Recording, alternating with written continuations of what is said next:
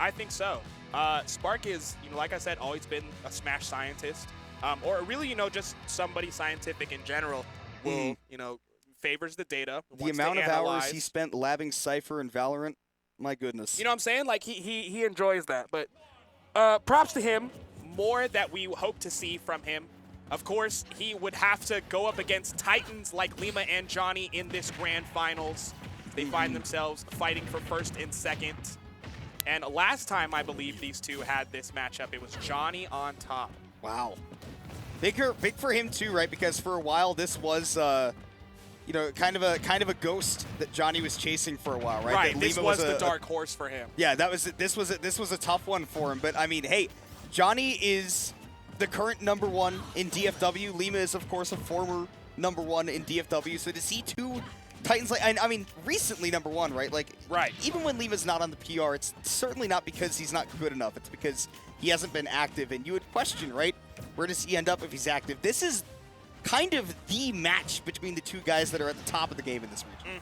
I would definitely say that. DFW's finest, it literally in Lima and Jonhy, especially, with the things that we've seen them do these days. Jonhy with crazy reaction time and insane combos. Lima with optimization and moments we'll never forget.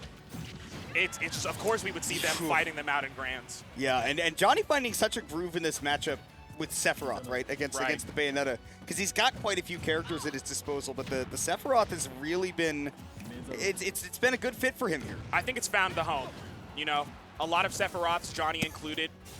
I want to point out how smart that was, that Jonhy was like, okay, he can witch time the Shadow Flares, so I'm going all the way out here so that he has no chance of touching me. Yes, for sure, dude. Yeah, Jonhy has definitely found the home for Sephiroth. The home for Sephiroth, for sure. This used to be kind of like, where do I put this character? Where's its use, really at? But Jonny's definitely found that niche, and it must be against Lima. Okay, Fortho definitely does it this time. No, sir. What? Staling, baby. 193. Never have seen such a thing as this. Sephiroth living that long, and the back air does finally take it. And honestly, Lima not at too big of a deficit given how early Jonhy got that first stock. True. Early in terms of time. Not, and didn't take a lot of, a lot of damage during that time when Jonhy had, the stock left. So excellent optimization from Lima as they continue to try and get this damage lapped up. Definitely has the lead now. And this is what Bayo does, right? You're playing a tall character at 0%. You're going to carry that weight. Ooh, Jonhy looking for the down air. I'm so surprised that even hit him. Yo, what are we doing down here? What are we doing? Jonhy got the stock! Off of Blade Dash 1. Like, not Octoslash. That's another one of those Steve Harvey moments. Where you just go, oh, what in the hell? Oh. This used to be a family game. Yeah, definitely reset the invincibility, because that is a shield break moment. Lima playing around the Shadow Flares really well, especially once they're on him, right? You can tell that he's not flustered in the matchup. He's responding to that well. Jonhy taking a lot of damage, but yeah, he knows that Lima won't be able to get a kill off of that just yet. Now, though? And I love the way that Lima uses crouch in neutral, trying to get away from some of these combo starters, the back air, the up air, and then just starts piling on the damage themselves. Yeah. Well, and against Sephiroth, right, whose hitboxes are so particular, right, about the range that they cover, that, yeah, something that shifts your hurt box as much as that Bayo crouch is huge. It's huge. Oh, the poke! Maybe a little underrated, honestly, the counter. Oh, he tried it, bro. He tried. You tried it. The face that he made when we caught to him, too, was also, yeah, I tried it. Yeah, he knew. I tried it. He knew. But man, it's, I mean, Jonny's also been cooling his heels for a little bit, right? And Lima's just coming off of playing 2 sets that require his full concentration, so he's in the group. Yeah. Right? So we might see, I mean, obviously Jonny was playing well in that game 1. Now, this game 2, we might see him fully back into his groove as well. Something happened out there. Someone was yelling. Somebody was shouting. Right. Saw even Lima in the player cam was looking over like, what? Just Yeah. Hey, you kids, shut up around here. we're Parents playing are grand talking. finals. Yeah. The big boys are at work. This is mommy and daddy time.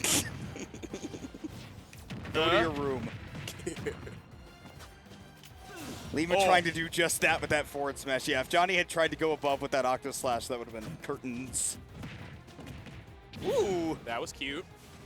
Fair one, the grab. Jonny is off stage. Even challenging from the ledge. A strength Sephiroth definitely has in their kit. Very useful. Man, and okay. I think what's really revolutionized this matchup for Jonny is the small conversions. Lima getting that stock was crazy. Jonny knew that Lima was going to go low, like trying to set up for the Octo Slash, but Lima found him low and ruined that plan very quickly. Punished him for waiting, which we've seen many times. Punished. Giga Flare opportunity. Bye-bye. When you don't snap the ledge, it can be tough. Oh, yeah, honestly, that's a checkmate. I thought that was Robin. Ha. Dang, I'm so glad they don't have that stupid setup anymore. Robin tilts me so hard. I know, people say that character sucks. That character tilts me. You know, it's one of those characters where it's like, okay, it's not at the top of the tier list, but that character can still win some stuff. Hey, look, this is definitely the tilter game. You know, like, the character's Yeah. not good, quote unquote, but still annoying as hell. You better learn 85 matchups, man. You better know, or God forbid if you have two characters. Now you're learning 160. To be a Pokemon master is my destiny. Or maybe you're learning 40 and 40, so you're still learning 80. Sure. Lima right now, he's only focused on this one matchup ahead of him, the Sephiroth. True. Like we said, Jonny has been finding a groove in this matchup as of late, but Lima is the one firmly in the driver's seat at the moment. I think tonight for sure, if this game and the last previous game have anything to say, I think Lima just might have, you know, a little bit more gas in this this set. You know, maybe last set when they played, Jonny was there in the driver's seat, but I think Lima's probably playing, like you said, pretty hot from those previous sets in losers. Well, and here's the thing. When you have two players that are on pretty equal footing in terms of skill, or even if they're just particularly close, it really can just come down to if one person's really feeling it that day or if one person isn't. Yeah, it could literally come down to the hour y'all are playing. Yeah. Like, it's ridiculous. Jonny's been great all day today, but what if he ate a bag of Fritos and it's not sitting right? Yeah, or, you know, you can even get too comfortable. You can say, like, oh, you know, I'm in grand finals now, and then your play becomes lax because you're comfortable with your placing. Are you satisfied, Jonny? True. That is the question. Right now, I mean, he fought back with that downer. We're on to the last stock apiece, and it looks like he is nonetheless still in this. Jonny strikes me as a warrior, you know? A scrapper. Yeah, like sure. he'll play. You put him in the corner, he will continue to fight. There's that big frame again. Lima able to take advantage of it, and I don't even know if that was sweet spot back here. Regardless, it is enough to take the game and put us on set point immediately. 2-0 lead.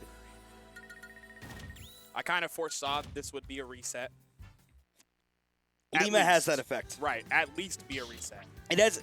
Honestly, that doesn't even have as much of a reflection on Jonny as it sounds like it does. It's just that Lima coming from the losers bracket, he gets really dialed in. Yeah, like Lima in losers is playing like it means something. Because it does. Like, you get knocked out of turn, right? Not saying Lima doesn't try in winners, but on losers, it's definitely a little bit more serious to them.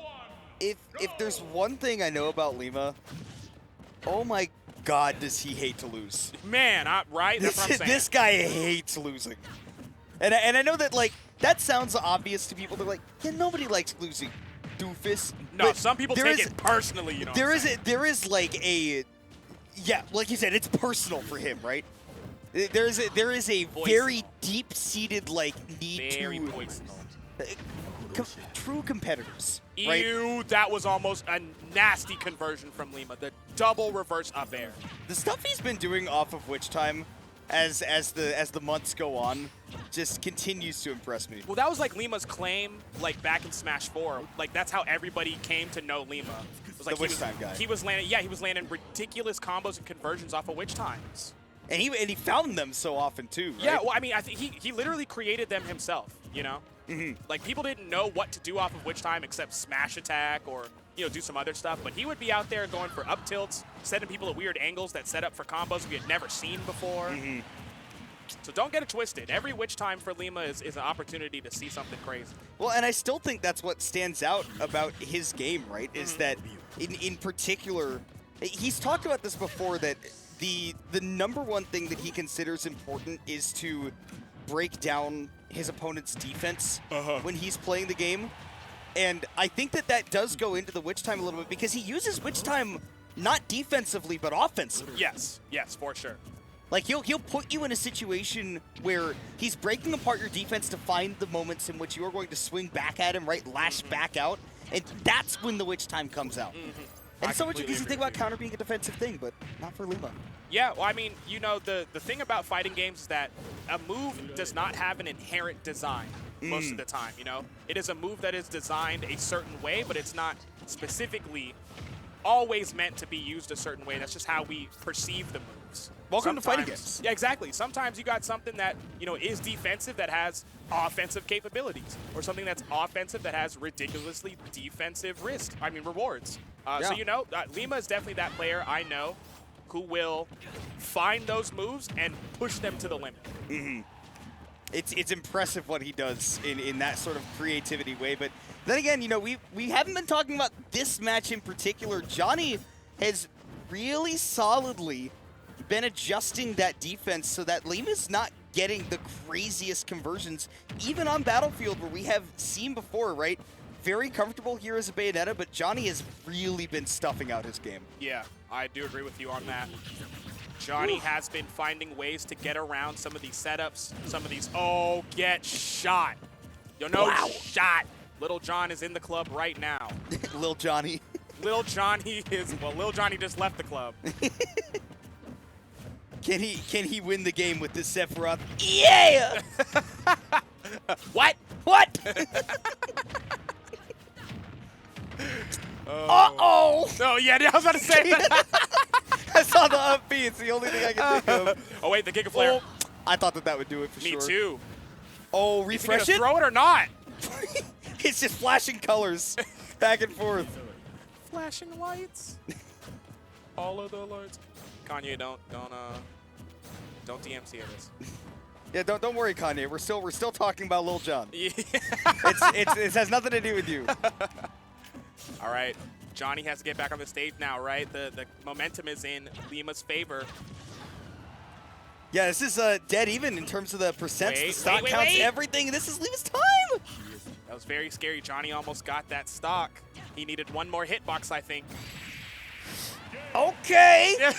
You need one more hitbox? You got one? You got one. Back air. Jonhy on the board for set one. Now, I have a question for you. Lima losers, right? Lima losers. So coming from losers into grands, right? Yep. So we're talking losers Lima. Jonhy wins the game. Yes. Lima's up 2. Yeah. Is this reverse, or are we still going to set 2? Oh, we're going to set 2. Okay. All right. I can't imagine. I'm gonna correct that before I even I can't say imagine it. I can imagine it because I saw it happen at DreamHack. I saw between Lima and Shattuck, they traded reverse 3-0s. Yeah. And Johnny's that kind of explosive player. That's what I'm saying. Where I can think about that. But right. I will stick with my prediction that despite I can see it, but I do still think that we're going to a set 2. Okay. That being said, Jonhy does like this stage a lot. This is a great stage, I think, for Sephiroth. And, like we were talking about earlier, I think might be a subpar stage for Bayonetta. Right. I mean, you deal with a flatter stage for the most part, right? Which historically, not that it's a stage that is bad for Bayonetta per se, but all the other ones are very good. Right. We're talking about, like, meta stages. You know, like, I would not put the flat stages or this on her side. No.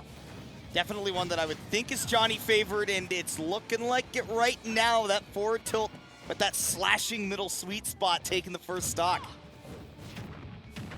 Nice. Lima chanced that opportunity to rush in with that burst option. The back air was on the way. Now Lima gives the back air. Lima had all of that set up in advance. The moment that he hit that back air across the stage, the first thing he was thinking is that Jonny's going to jump up onto that platform. This is my opportunity to connect another back air and take the stock, and it all came to fruition.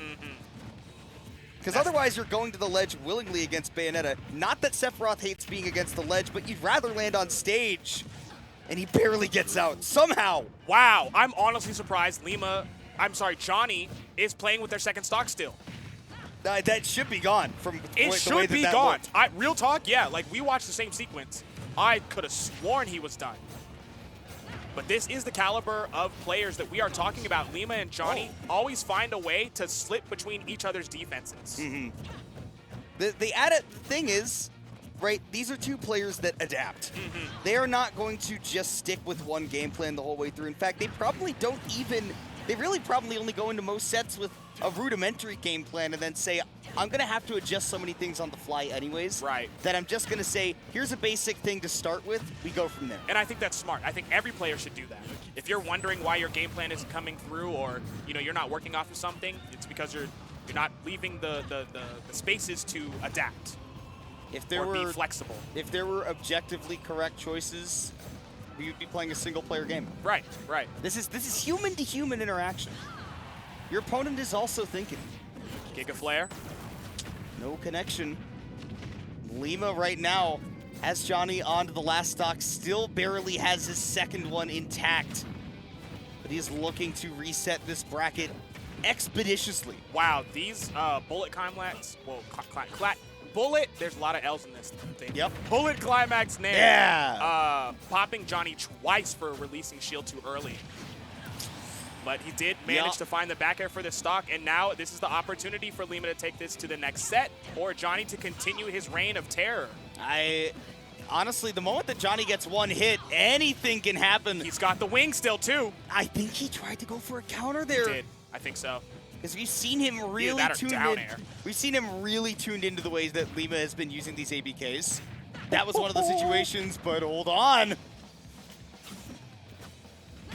Ooh, yep. We've seen that sequence so many times. Too many buttons on the ledge. Yep. Lima just went out there. Specifically that one, right? Yeah. Jumping back when you have the wing with the forwarder and Lima just spaced around it. Reset. Reset. You are correct. I almost thought Jonny would have at least got the second game. You know what I'm saying? It's always something you have to consider. Yeah. Because this is Jonny we're talking about. Of course, right. You don't never just, count him out. You know how I was talking earlier about how, like, all the things that you put together and you go, yeah, Spark's going to be a good player someday. Like, you kind of have to know those things about him, right? But if you just watch Jonny play, like, the first time I ever saw this kid play, and I'm sure everybody else had the same reaction, you're like, you just watch him play and you're like, he will be good, there is no doubt. Yeah. No, the moment I saw him, I was like, he's the future.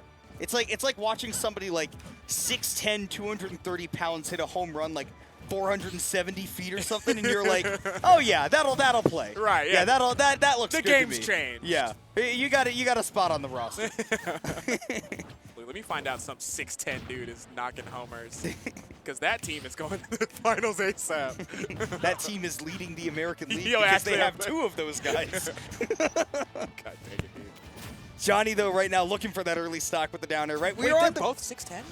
I think one of them's like, it's like 6'7" and 6'9" or something. Okay, like that. I was about to say. It's close enough. They're huge. Parry. Now, I was going to say, right, because this is a reset, you have got to get this first game. You want to be the first person to establish that momentum more than anything else. Take it easy the next 2 games if you want to. But that first game means so much. Paramount, yes. The first game makes or breaks a lot of momentum in a set. Because you want to have as many advantages as possible.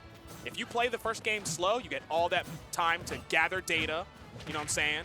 Try and find out what's strong and what's weak for the other player, and then try to take that into the rest of the set. Unfortunately, when you're playing players like Lima or Jonny, that can get blown up if you don't stay true to your game plan the whole entire time. Oh, they barely got back. And forget your bats within, too. I've got a big ol' hitbox with many recurring ones inside of it. Look at the spacing from Jonny, too. This is where Sephiroth really thrives in this matchup. This is where this is his pick, because he just gets to stay.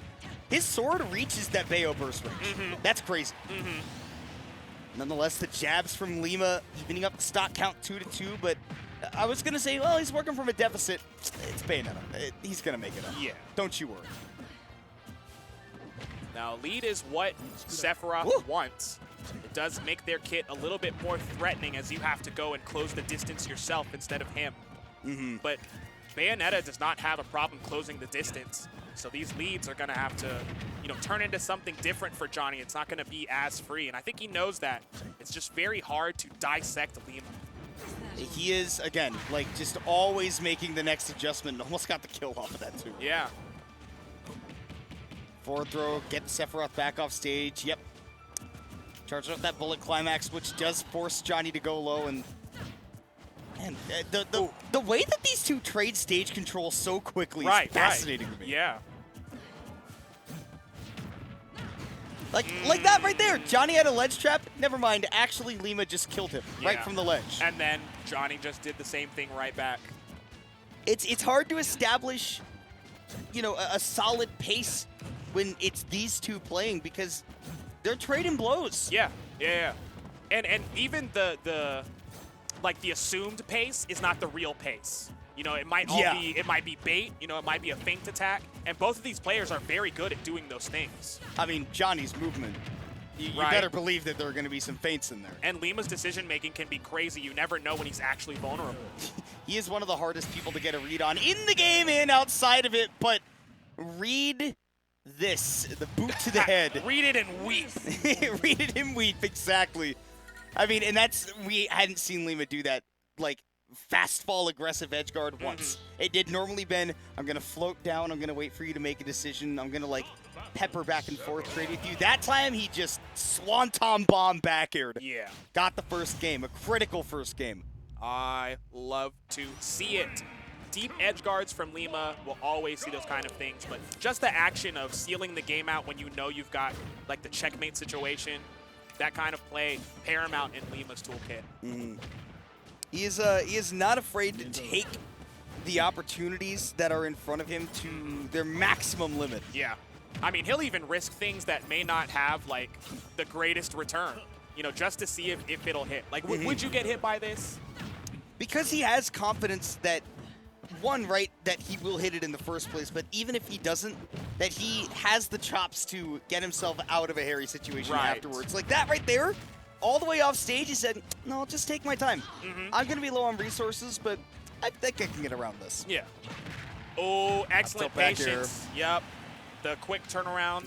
Even just facing, like, Bayonetta facing towards Jonhy was enough to make him think, like, oh, he's not picking this option. Again, the delay.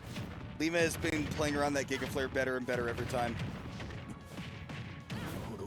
Damage! 72 off the ledge! 72, I know, right?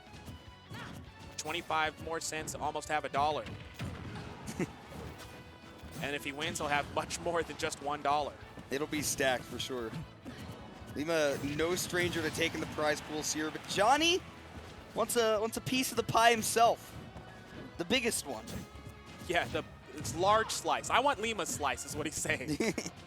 The one that has long belonged to him in this scene. Belonging? I don't know. This is definitely a region where people take. Especially when Lima doesn't show up. Oh, yeah. Regardless, though, King looking to return to his throne again with this 1-0 set lead. Jonhy with the big damage, though. Options. My man's out here with the 5 brain. The 5 head. Looking like Peyton Manning's cranium just rising to the heavens. Could show a feature movie film on that. He's got a job at the IMAX, but he's not cleaning up the chairs. Jabs. Come out and play? Nah, I got a 5 o'clock screening of. I have to have Star Wars blasted directly into my retinas. Sorry, the Minions movie comes out that I can't do it. I've been told to escort away anybody wearing a suit. It's really weird. Lima, though, escorting Jonhy into the blast zone once again. Disgusting angle on that forward tilt. 128 though, and Jonny needs like sweet spot back air, sweet spot forward tilt, and Jonny was finding a lot of those right there, finding a lot of those sweet spot back airs off of Lima committing really, really hard when he was already up close to Jonny. Yeah. We saw a lot of like ABKs past him, and then Jonny would just back air out of shield and kill him, or there would be some sort of like landing near like we saw there. Right. That's where Johnny's been making, you know, a lot of those kills happen, but that means that it's on Lima to make a mistake, and he's got to find that active energy that he often possesses to get his step up. Yeah. I don't know. Like, I keep coming back to when you said that Lima had the opportunity to warm up from those earlier sets, you know, where he's just in the groove a little bit more. So it's hard to explain, but, you know, like when you've played the game for so long, you enter a flow state. Right? And if you become more confident the longer you're in the flow state, the easier it is for you to enter and exit that flow state. So usually when people go into the flow state, they get disrupted, they get hesitant to get back to the flow state, and that never lets them enter again. But if you're somebody who is already in the flow state, have gone through sets in your flow state, and now you're confident against the last person you're playing, still in flow state, it makes it harder for the other person to find their energy because yours is over theirs. And all of that can be found in gameplay. I'm not talking about, you know, spiritual stuff or anything, although it is true. But yeah. As far as gameplay goes, you can feel someone's confidence, you know, through their gameplay, and it can actively stop you from finding your own. And I think Lima does that very well versus almost anybody they play. Well, that is what is so hard about fighting Lima, is that when he is in the zone, like you said, you can tell that he is not shaken by whatever you're throwing at him. Right? He is the kind of guy that even when Jonny won that game, I was like, okay, I wonder what Lima's going to look like in the player cam. And it was just strictly the most normal I've ever seen him. Yeah. Like, he was unbothered by the one game that he lost. Yeah, it was like he's doing normal things. Like, oh, I'm going to, you know, make some toast. Oh, I'm going to text this person back. Oh, I'm going to reverse three-stock you. I lost this game, not a big deal. Yeah. I can win the next one. What's next? Yeah, exactly. And that's always Lima's mindset, I think. Like, okay, sure, you got that one, but this next one, I'm about to beat that ass. To me, the best part about that kind of focus, it shows that you're not even thinking about the results at all. Like, the game loss happened, but you're not thinking, okay, what do I do to bring this back or whatever. Right. It's just, no, that was a game that happened, and I'm only thinking about, like, the actual what comes next. Right. And that's what makes Lima so good, is that when he gets in those zones, right, he's not concerned about those results or anything at all. He is only strictly thinking about the game and the fact that the only move that matters is the next one. Oh. Like that one right there. That move mattered for sure. And so did what? Oh, the multi-hit. Okay. Just a little slice. I was like, how'd they trade? No, I got you. Just a little slice. That should be a checkmate situation, although Jonny takes the small punish of the nair and gets a big punish to the booty. Because he misspaced that back air, not in that, like, his positioning relative to Lima was wrong, but that he threw it out too late. His hitbox never even came out. Well, it has been a fantastic run for Jonny, but Lima is starting to put some nails in the coffin here. Ooh, I do love. Wait. Fun's not over. Is it? Is the fun over? Fun's not over yet. Fun's not over, baby. Fun's not over yet. I still have a ticket. Let me back into the stadium. Jonny needs some crunchy conversions right now. Like, absolutely just crinkly.